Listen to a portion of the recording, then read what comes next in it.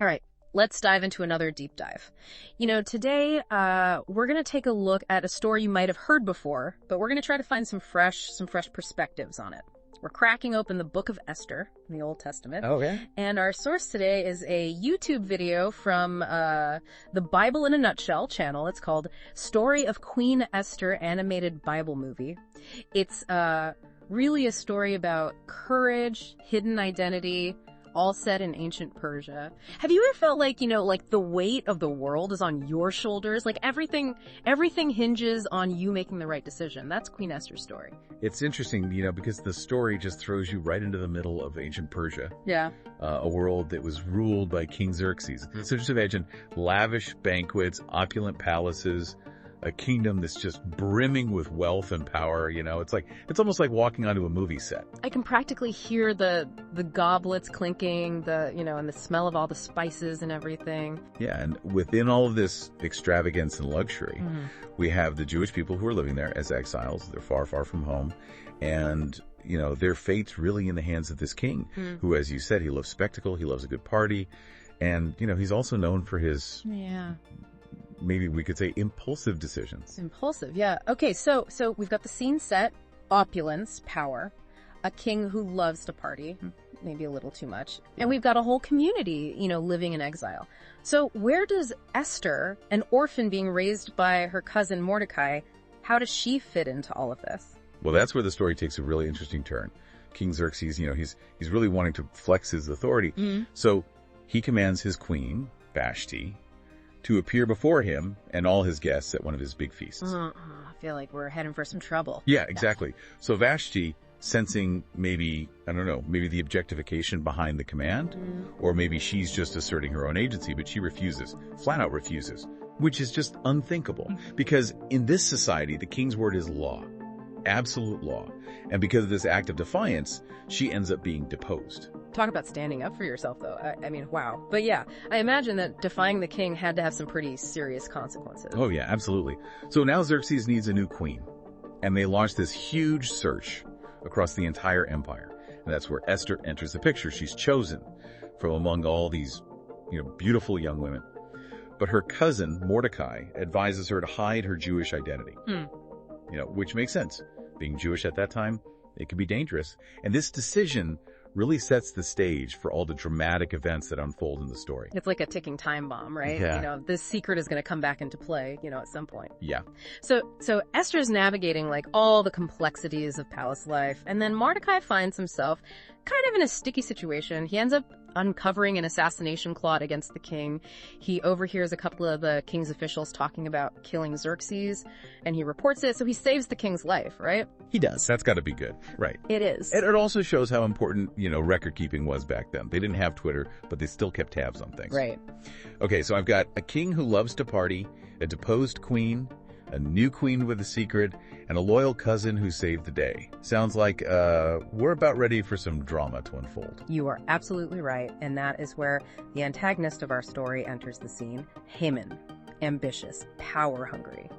And he rises to a very prominent position in the kingdom, and everyone's expected to bow before him as a sign of respect. This custom was deeply, deeply ingrained in their culture. It signified that you acknowledged this person's authority, their status. So it wasn't just about good manners, it was a big deal. Okay, I think I see where this is going. Mordecai refuses to bow. Exactly. Now, the text doesn't explicitly say why, but a lot of people think that Mordecai, as a devout Jew, would only bow to God. And so this refusal, to bow, directly challenges Haman's authority. Yeah. And it just fuels his rage. That's a pretty powerful image, isn't it? The single act of defiance. Standing up for what you believe in, even when there's all this pressure to conform. It really is. But I have a feeling this act of defiance is going to have some pretty big consequences for both Mordecai and for Esther. What do you think? Was this act purely out of religious conviction, or was there something deeper going on? Like, was it a statement against tyranny? That is a great question, and it's one that I think still resonates with us today. How do we balance our own personal beliefs with what society expects of us, especially when those expectations clash with our values? And I think we're about to see how that conflict plays out in a pretty dramatic way. Well, Haman, he's just consumed by this desire for revenge. He comes up with this really diabolical plan. He uses prejudice, fabricated accusations. He manipulates King Xerxes, and he gets Xerxes to issue this decree to just wipe out, annihilate all the Jews in the kingdom. It's kind of scary to think how easily hatred and manipulation can just take root, even at the highest levels of power, And the decree itself is terrifying. It sets an actual date for this massacre to happen. And it even says that the Jews' possessions can be plundered. I can't even imagine what that must have been like for the Jewish community, to learn about this decree, just the fear. And meanwhile, Esther's in the palace. Right. Totally unaware of what's going on. Completely oblivious. Yeah. And when she finds out, oh man, the weight of the world just falls on her shoulders. Imagine that. The horror, the shock. She's suddenly faced with this impossible choice. Does she stay silent and risk her entire people being annihilated? Or does she risk her own life by going to the king, uninvited? And we know that in ancient Persia, you don't just go to the king without being summoned. I mean, that was a death sentence. Right. So she's really caught between a rock and a hard place. What does she do? Well, Mordecai steps in, and he says some of the most powerful words in the entire story. He says, "Who knows but that you have come to your royal position for such a time as this?" He's really challenging her, saying that maybe, just maybe, she was put in the palace for this very purpose, to save her people. It's a real call to action. He's urging her to kind of embrace her destiny, even though it's incredibly dangerous. It is, but Esther, she doesn't just rush in blindly. She's courageous, but she's also strategic. She knows that she can't just walk into the king's chambers and be like, "Oh, hey, by the way, I'm Jewish, and you need to cancel that decree." So she comes up with a plan. Okay, all right. What is it? What's the plan? I'm on the edge of my seat. She decides to throw a banquet. Not just one banquet, but two. And she invites the king and, very importantly, Haman. This way she can kind of build up the suspense, gain the king's favor, before she reveals her request. It's pretty brilliant. She's using the customs of the court to her advantage. It's like she's playing a high-stakes game of chess. And Haman, blinded by his arrogance and hatred, he just walks right into her trap. He's so focused on his own ambition, his desire for revenge, that he totally misses all the signs. I'm just thinking, during those banquets, what must have been going through Esther's mind? I mean, was it just about saving her people, or was there also a sense of personal liberation, like finally embracing who she really was? That's a really good question. We can only imagine what kind of turmoil she must have been going through. The fear for her own life, the weight of all her people on her shoulders, and keeping this huge secret for so long. So revealing her identity, it wasn't just a strategy. It was an incredibly courageous personal act. Yeah, it really makes you think about, the masks we all wear sometimes, the parts of ourselves that we hide because we're afraid of, rejection or persecution. And then, are there times in our lives when we're called upon to take off those masks and just stand in our truth no matter the cost? Yeah, absolutely. So while all of this is happening, Haman, in his arrogance, he builds these gallows for Mordecai. He's planning to hang him the day before the massacre. Ooh, that's dark. Do you think Haman just totally underestimated Esther, or was this like divine justice at work? It really is a classic example of poetic justice, because at the second banquet, Esther finally reveals her identity, and she exposes Haman's plot. And the king, he's furious, he was deceived, and he orders Haman to be hanged on the very gallows he built for Mordecai. Whoa, what a twist. I love how this story has that theme of, reversal of fortune, like pride comes before a fall. It's a powerful reminder that, those who try to harm others, they often end up causing their own destruction. Okay, so Haman gets what he deserves. But what about the decree? Are the Jewish people saved? This is where Esther's true courage really shines through.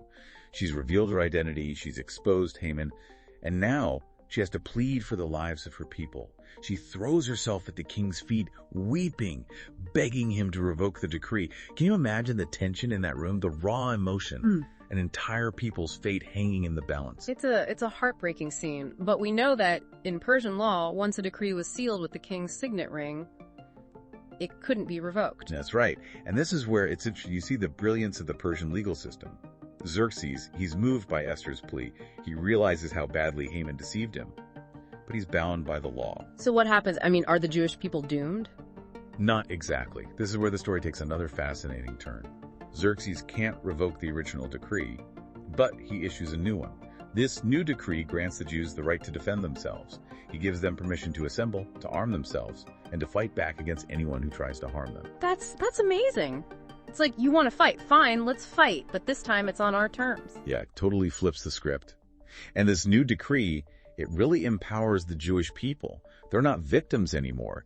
They can actively fight for their survival. And to really appreciate this, you need to understand the historical context of the Persian Empire. Okay, tell me more.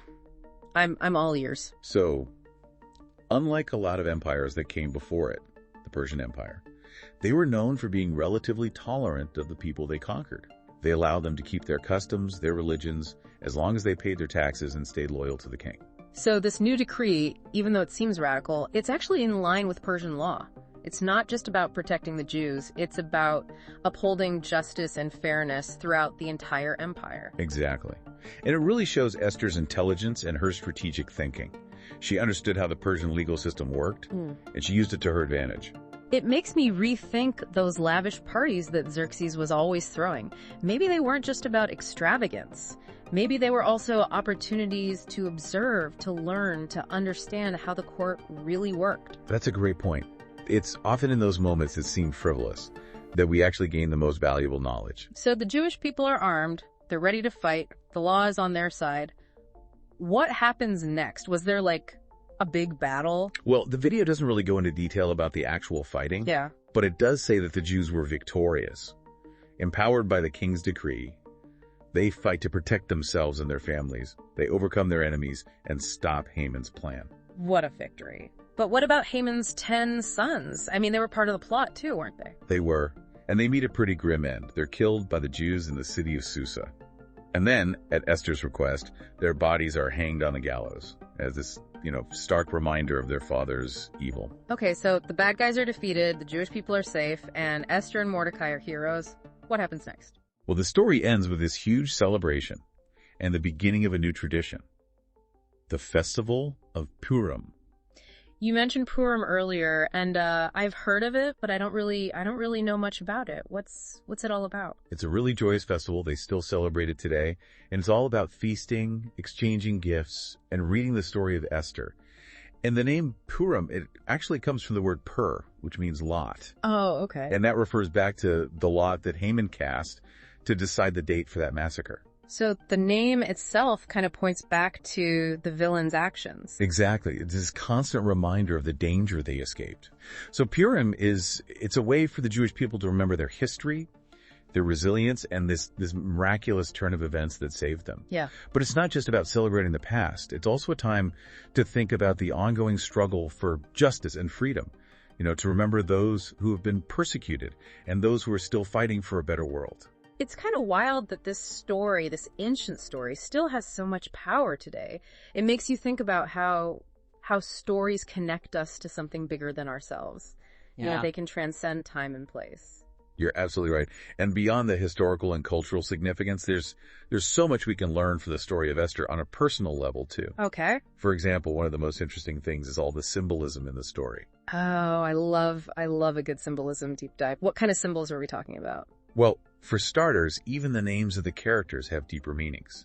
Esther's Hebrew name, Hadassah, it means myrtle, which is this fragrant tree associated with beauty and hiddenness. Okay. So it reflects her concealed Jewish identity and also this idea of her being a subtle force for change. It's like her name kind of foreshadows her whole journey, right? Moving from concealment to revelation, using her beauty, her position to achieve her goals. Exactly.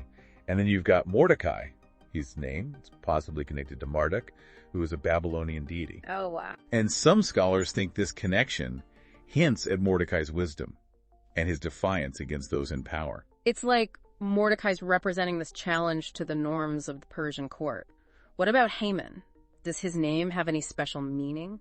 The exact meaning is debated, but some people connect it to a Persian word for magnificent or ambitious, which really highlights his hunger for power, his desire for status. Oh, interesting. But it's ironic because his ambition is ultimately what destroys him. It's like his name becomes a self-fulfilling prophecy. He keeps pushing for more, and it leads to his downfall. So the symbolism, it really adds a whole other layer to the story. He does. And it makes you think about the names and labels we all carry in our own lives. What stories do they tell? What expectations do they create? And how can we use them to shape our own narratives? That's a lot to think about. What other symbolic elements, stand out to you? Well, remember, the story takes place during the reign of Xerxes the Search, Yeah. who was known for his massive empire and his really extravagant lifestyle. Right. And the video you shared mentions all these feasts and palaces, and that really reflects, what history tells us about Xerxes. Right. And his love of luxury and how easily he's swayed by people. It makes him really vulnerable to Haman's manipulation. It's like, it just adds this layer of realism, showing that even powerful rulers, they can be tricked and flattered. Exactly. And it raises these questions about the nature of power and influence. How do you use power responsibly? How do you tell truth from lies? Especially when it comes from someone who's charismatic and persuasive. Those are some big questions that apply to leaders and followers throughout history and even today. It's like a reminder to be careful, to question what you hear, and to watch out for those who might be trying to take advantage. Absolutely. And let's not forget the setting, ancient Persia. It was a time of huge cultural exchange, but also a lot of conflict. You had all these different ethnicities and religions all living together under Persian rule. So it's not just a story about individuals, it's a reflection of these larger forces at play. The Jewish people living in exile facing these threats, it adds this depth and weight to their struggle. Yeah. And speaking of their struggle, the story also raises some interesting questions about destiny and free will. You know that famous line from Mordecai, "Who knows but that you have come to your royal position for such a time as this?" It suggests that maybe things were meant to be. Maybe Esther was destined for this. Her whole life led up to this moment. It's a really powerful idea that we each have this unique role to play in the world. But also makes you wonder, about the nature of choice. Esther could have stayed silent. She could have tried to protect herself, but she decided to act, to risk everything to save her people. So it's not just about fate. It's also about the choices we make, the courage we find when we face hard times. It's a reminder that even when things seem impossible, we have the power to make a difference. Exactly. And that brings us to the core of this whole story. Courage. Both Esther and Mordecai show incredible bravery. They stand up to a powerful enemy. They risk their lives for what they believe in. They're true heroes. They inspire us to stand up for what's right, to fight for justice, even when it's hard. Their story reminds us that courage isn't about not being afraid. It's about acting even though you are afraid. That's a great way to put it. And the fact that they created Purim, this celebration of their deliverance, it emphasizes how important it is to remember and honor those who fight for justice and freedom. It's like their struggles, their sacrifices, it wasn't for nothing. Their story still inspires people today. It teaches us about resilience and hope and the strength to overcome hard times. So I'll leave you with this. If you were Esther, would you have risked everything to save your people? What would you be willing to sacrifice for what you believe in? Those are some questions to think about as you reflect on this amazing story of courage. Wow, what an incredible deep dive. We covered so much. Hidden identities, ancient Persia, the symbolism of names, Liquidary, and these timeless themes of courage and faith. The story of Queen Esther has it all.